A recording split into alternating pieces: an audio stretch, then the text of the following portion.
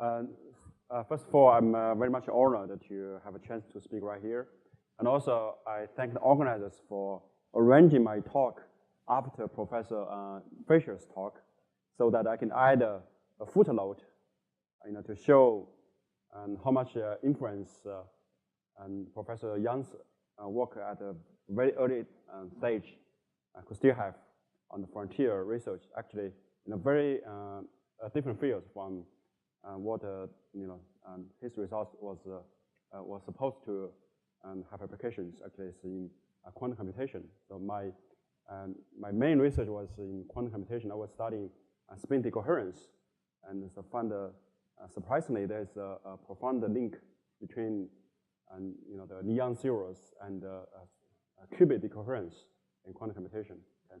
So I give some reports of some recent developments on observation of Nanyang zeros. But before that, actually, I would like to quote a few statements by Professor Xian Yang. So this is one of the statements actually was already, I think was quoted earlier in this workshop. So it states that most such ideas are eventually discarded or shelved, but some persist and may become obsessions. Occasionally, an obsession does finally turn out to be something good. And so actually, I will show you that there is something good. Okay. And this is another statement, but it's in Chinese. I will try to translate this one. So this one was stated when Professor Yang was having discussions with professors in Fudan University. So I quote this one according to an article by Professor Shi and Dai Yue. Okay? So it states that when I was in my primary school, my father was studying algebra, and he told me there was the first fundamental law of algebra that states that any polynomial or nth order polynomial must have mth roots. So I still remember when I was in the primary school, he already impressed me with two very beautiful mathematical results, I guess. So one is this theorem. I think another one is the Gauss scheme of drawing the polygon with 17 edges. Okay. So actually, this is a picture of Professor Yang when he was 13 years old. I think and his father impressed him with this theorem before this, when he was in the primary school. And then talking about the Nanyang zeros paper, and he wrote in this complementary in this collection of his papers. So he stated that in 1951, Li and I computed the partition function for several small lattices with 2, 3, 4, 5, etc. lattice points. So we discovered to amazement that the roots of the partition functions, which are polynomials in fugacity, are all on the unit circle for attractive interactions. So we were fascinated by this phenomenon and soon conjectured that it was a general theorem. So you may wonder why they started in the beginning to calculate the roots of this partition function. So actually, according to Yang, this is rooted by this obsession or persistence of the beautiful ideas and that his father had incepted him. Okay. So he said, why I, in 1951, discovered that unit circle theorem is because looking at that polynomial, I just wanted to factorize it. I think I should invent a term called a Sydney. I don't know if this is has been checked by Professor Yang. Okay, so he said it's a small seed, and this small seed will be very. There was another recorded right here. Actually, will be very useful in the future. Okay, and I think his father told him about this first fundamental law for algebra, and already incepted these beautiful ideas in his heart. And then, many years later, when he looked at the polynomials and of the partition function of the IC models, and actually he started in the beginning to try to factorize this polynomial and look at the roots. Okay, and this is a very nice example of a possession of a good idea could lead to very nice discoveries. Okay, and so actually this discovery is related to another thing that Professor Yang already tried to promote. He said that how to do a good research. Actually, it's very simple. You just do the generalization. And of course, this generalization is not going to be very trivial, okay? Could be revolutionary. So one example of this kind of generalization is the generalization of a real number to a complex number, which is, of course, a very important step in mathematical evolution. So you have defined this I as the square root of -1, okay? And this leads a lot of revolutionary results in mathematics, such as complex analysis and also the first fundamental law of algebra. So if you just consider real solutions of polynomials, you don't have you have quite ugly results.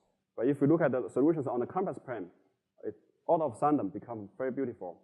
So you're going to be very much impressed by this one. And of course, Professor Yang is still considering whether we can extend this one to quaternion so that we can have any fundamental physics related to not only to complex numbers but also to quaternion. But of course, that's well beyond this the scope of this talk. And similarly, there's another step in physics. So by introducing this I to probability, so we extended the probability to probability amplitudes. That is, of course, quantum mechanics. Okay. And in statistical physics, Professor Yang and the TDD actually make a very important step in thermodynamics. Okay, and as already talked by Professor Fisher.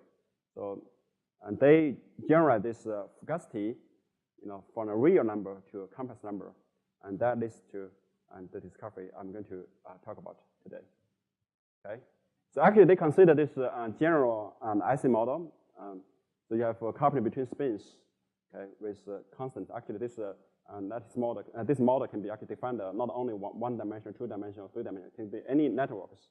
You don't have to have the interaction to be local. Okay, it can be very much general. And also you can consider a magnetic field applied in the z direction. So you have this an IC model on the magnetic field. And then you can compute the partition function, of course. And this one, and then it's a polynomial of the nth order. N is the number of spins in the lattice. Okay. So you can, according to the first fundamental law of algebra, so you can factorize this one with n roots. And of course, because all the probability factors, the Boltzmann factors, are real positive numbers for real physical parameters, so it's not possible to have any solutions on the real axis. Right? So, but if you allow this number, this fugacity, to be a complex number, and then you can have n solutions. And then the discovery by Li and Yang was that if this coupling J is attractive, that means if they are positive numbers, so you have a ferromatic IC model, and all these zeros or the solutions of these partition functions will be on the unit circle, form an arc actually. When the temperature is high, this one is open arc, so you have you don't have any solution close to this positive real axis of fugacity. That means, and for any physical parameters, there's no solutions. But if we let the temperature goes below critical temperature, and so you have this H singularities called Yang-Lee H singularities, will approach to the real axis arbitrarily close. So that means if you change the magnetic field, for example, from minus to positive, to plus, and then you have this fugacity actually, change from less than 1 to greater than 1. So you have a sudden change of this, partition function. So you have a phase transition. And of course, this provides a deep understanding of critical phenomena, in statistical physics. And later on, of course, I should mention that there are a lot of generalizations by other people, especially including the generalization by Suzuki and Fisher. Actually, they proved that this actually can apply to any kind of ferromatic and Heisenberg models. So you don't have to have this one to be IC model. You can have transverse interactions as long as they are not strong enough. okay, to destroy these phylogenetic orders. Okay. Right? And of course, and this was a beautiful mathematical work. And then the question is whether or not this one can be observed. The first set, of course, it's not possible, right? Because and all these zeros actually occur when beta or h are imaginary numbers. And according to an understanding of physical parameters, so we know that this is not possible. They must be unphysical. So we don't actually expect any real physical experiments to observe such kind of zeros.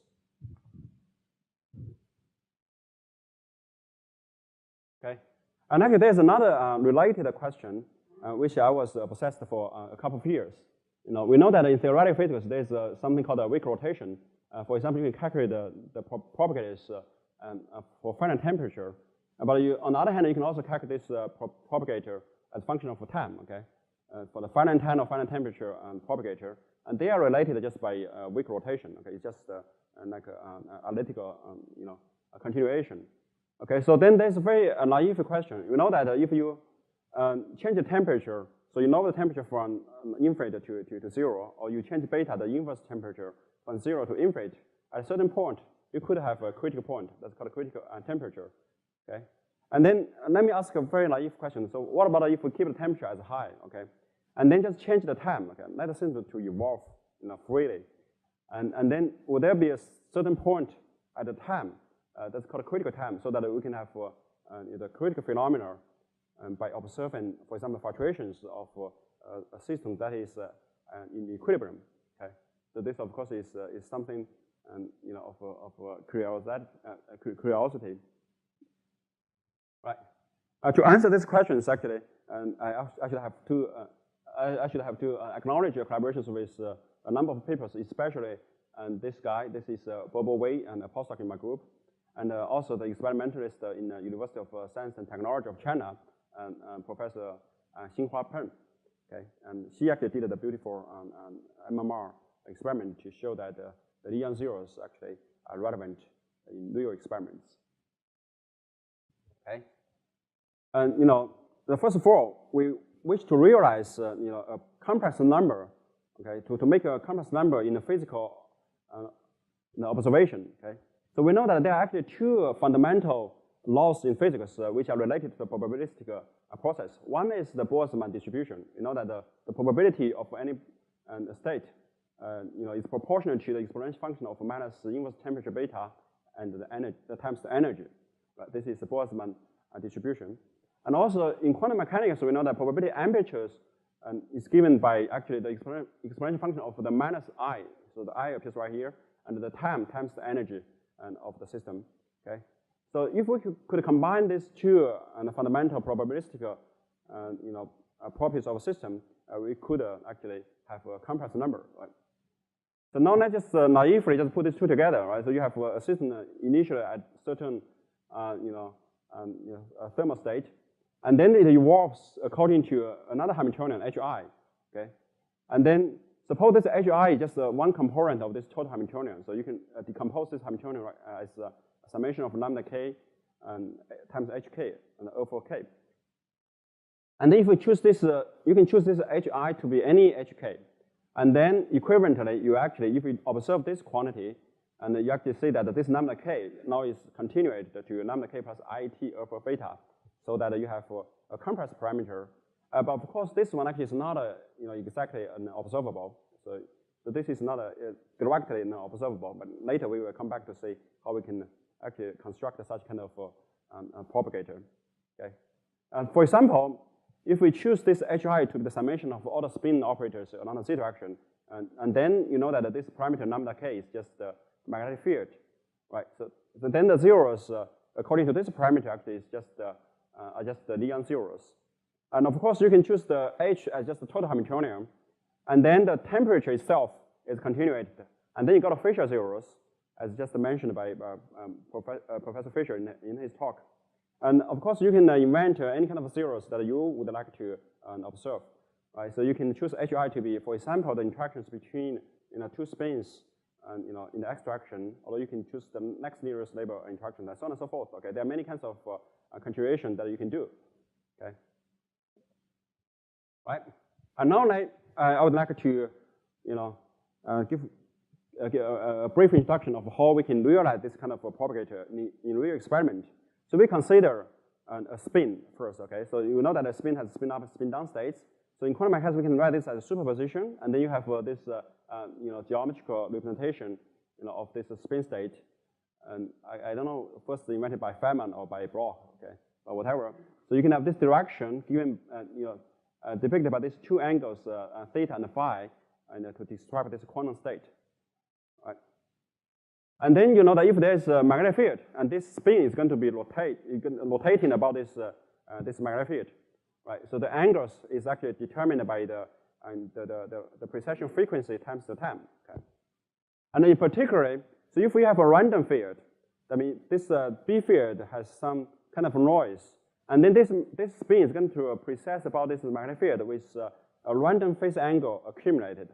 So you have a state like this, and this phi is going to be, is the phase angle accumulated by the frequency, and over time.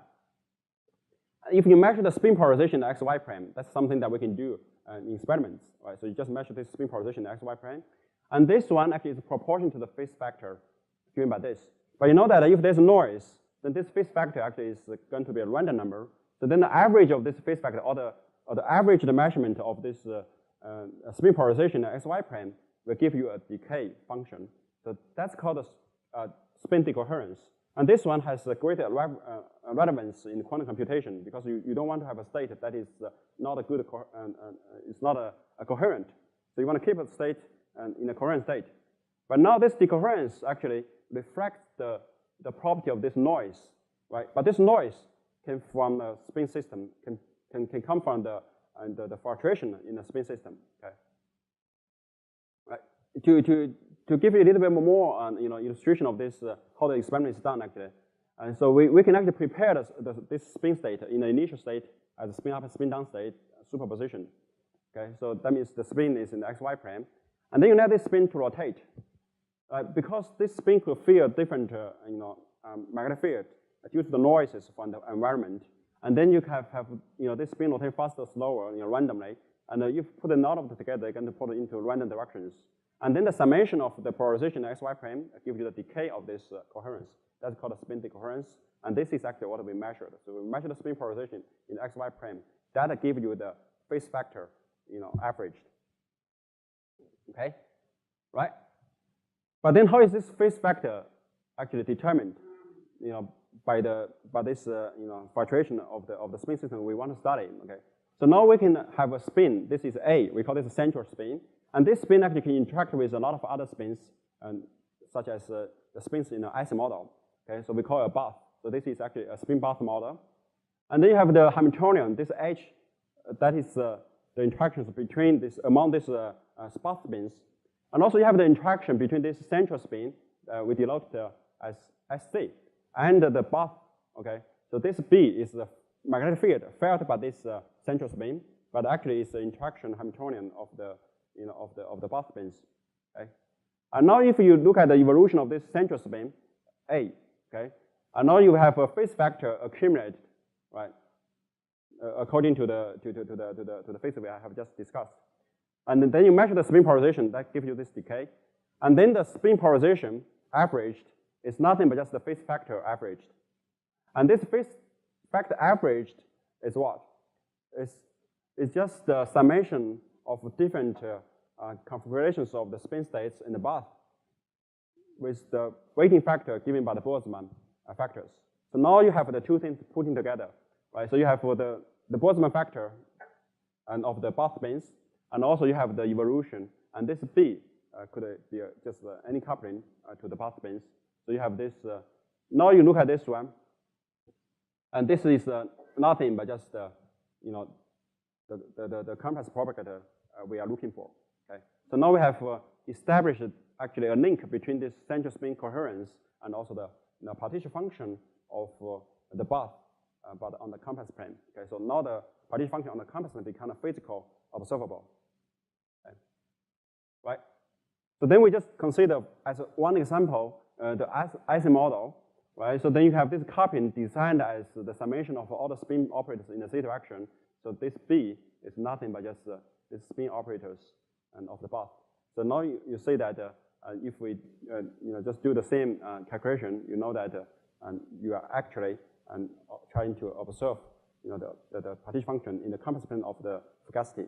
Okay, right. So this is the partition function, and these two can be combined together, and this gives you the partition function in the compass plane of the magnetic field, because you choose this B to be just the summation of those spins in the z direction. Okay, and according to the fundamental law of algebra, you can see that you can factorize this one, and all the solutions actually are the Nanyang zeros. Okay, right. For example, if you consider an IC model, one-dimensional IC model of 10 spins, these are all the Nanyang zeros we can calculate, and then you let the time to evolve. And now, when the time evolves, actually, they change the phase factor in this compass plane and of the fugacity, right? So this is the time evolution. Okay. And every time when this time evolution encounters a Nanyang zero, you can see that the central spin coherence is going to be 0. Right? So this is the central spin coherence, or the spin polarization in the xy plane we calculate. You can see that it goes to 0 and overshoot and come back, and exactly there will be 10 zeros in this spin decoherence. And of course, this kind of spin coherence oscillation have been seen all the time in the context of quantum computation. People didn't know any physical meaning of this one. People didn't know that this one is related to the Nanyang zeros. Okay?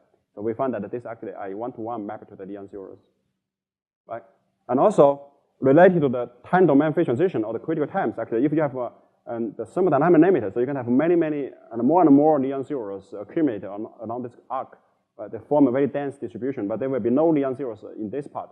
So if you let time evolve along this arc, actually, when the time encounter these Yang-Lee singularities, you can have a critical time.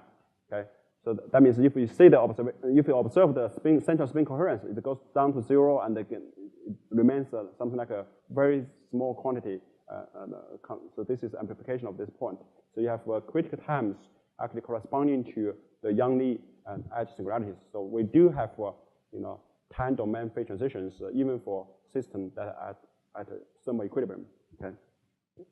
Right, and then what we need to do is to find a spin system that can realize this kind of central spin decoherence. So we have this molecule, and you have a phosphorus 31 and a nuclear spin in the center, which are coupled to the hydrogen spins. There are 9 hydrogen spins in this molecule. So basically, you have 1 central spin and 9 Barth spins, and so this is a MMR spectrum of this molecule in the liquid states. Right, by choosing different peaks corresponding to different configuration of the spins of the hydrogen atoms. Okay, so now by choosing different weighting factors, actually you can simulate different temperature. So basically we can simulate a density matrix Boltzmann factors for the spin states, so that we can realize effective Hamiltonian of this of a High-C model. So that is the interaction among all the spins. Okay, right. So this is the observation actually. So if you look at the central spin decoherence, if the temperature is very high, all the Nanyang zeros are degenerate at this one point. So there will be only 1 zero in the spin coherence. So it goes like this. But if you lower the temperature so that it's kind of close to the TC of this model, so you can see there are oscillations, and there are 1, 2, 3, 4, 9 and zeros, because there are 9 spins in the bath. Okay, and if you have the temperature very low, much lower than the critical temperature, you have almost perfect oscillations. This can be understood because below the TC, you actually have 2 almost degenerate quantum states. So you have the phase and the interference between these 2 states. So you have these oscillations, and corresponding the zeros actually correspondingly, and are just Nanyang zeros of this model at this temperature. Right. Once you know the Nanyang zeros, actually you can determine. That once you know the zeros of a partition function, you can determine this partition function and hence the free energy. Right. So this red curve at the zeros are the exactly calculated free energy, and then this dots are determined by the experimentally measured Nanyang zeros. So this actually provides a new method to study many-body physics. You just measure the Nanyang zeros, and then you can determine the free energy of this system, and actually to determine even the phase transition point of this system. Of course, this system is not large enough. It has only 9 spins, so we don't have a real phase transition. But you can see the trend. Actually, you can see that this is the transition point, and as function of temperature. And the real one is right here if you have an infinite system. Okay, right, very good. So now this brings me to the ending part of this talk. So actually, there could be a lot of things to go further and study from this point, right? So that could become a persistence or obsession and that I can have studying from this point. One thing that maybe we can study thermodynamics now experimentally on the complex plane, right? To study this, for example, the distribution of the zeros near the age singularities, as mentioned by Professor Fisher.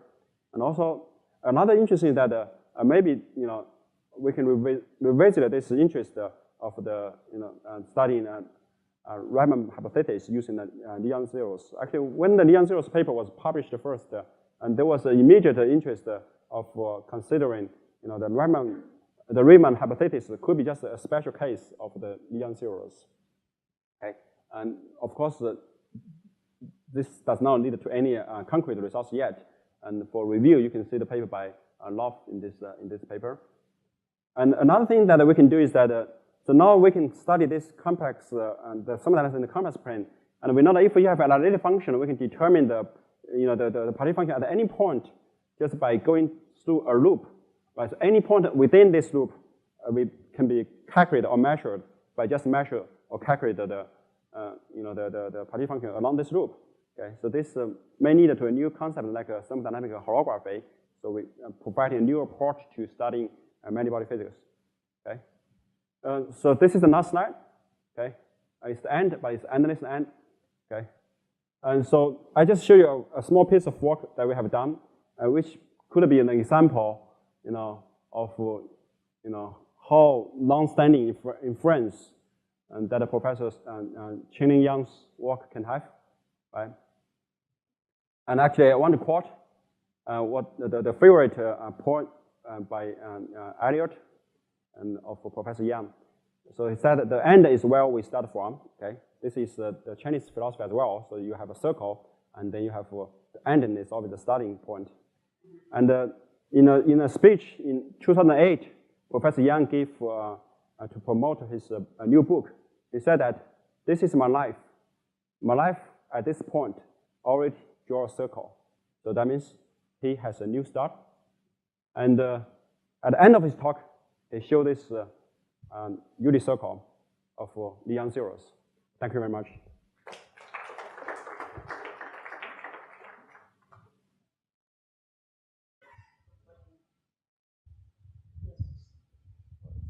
Always ask. So how the circle maps to the critical line in case of Riemann hypothesis? Could you repeat your question? In Riemann hypothesis, we speak about zeros on the line. Yeah. And here circles. So what's the map? Because this is circle in the fugacity plane. If we consider this as at the temperature plane or in the magnetic field plane, it's actually it's a vertical. Mm-hmm.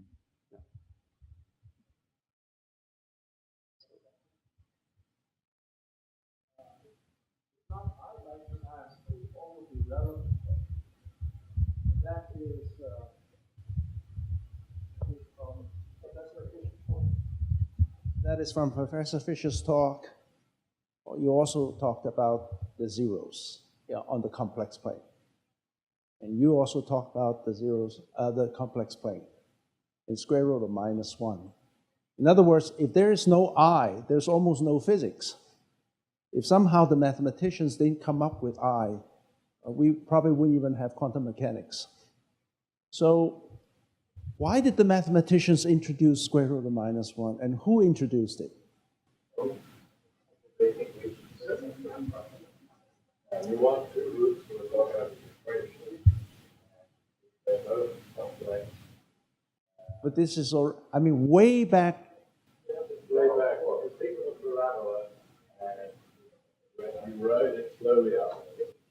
The easiest thing I always think of is a parabola, like Professor Fadeev, and you raise it slowly up, and the two roots come together. What happens when you disappear? You go beyond. Well, they should be somewhere. And if you write down the formula and know how to solve a quadratic equation, then you find you get the square root of a minus number. And of course, you could throw up your hands and say, well, the roots have disappeared, there aren't the roots. But the other alternative is to say, well, they could be roots, but we have to think of them in a different way. So actually, I can add a little bit. Actually, when this problem becomes more severe when people consider the third power polynomials. And there you can have a formula for the solutions. And they are actually real solutions. But if you don't introduce those complex numbers, and this formula will not work even for this real solution, that means that you have solutions that exist on the real axis. This can be expressed beautifully if you have these complex numbers. But otherwise, if you discard this square root of I or minus 1, you wouldn't have these real solutions to show up. Right? Even for real solutions and for the third power, polynomials, people still need these complex numbers. That forced people to introduce this concept. Actually, my question is simpler than that. I asked a very famous mathematician who was a field medalist from France. I forgot his name. He was one of the youngest field medalists. And I asked him who invented square root of minus 1. And he told me that he doesn't know.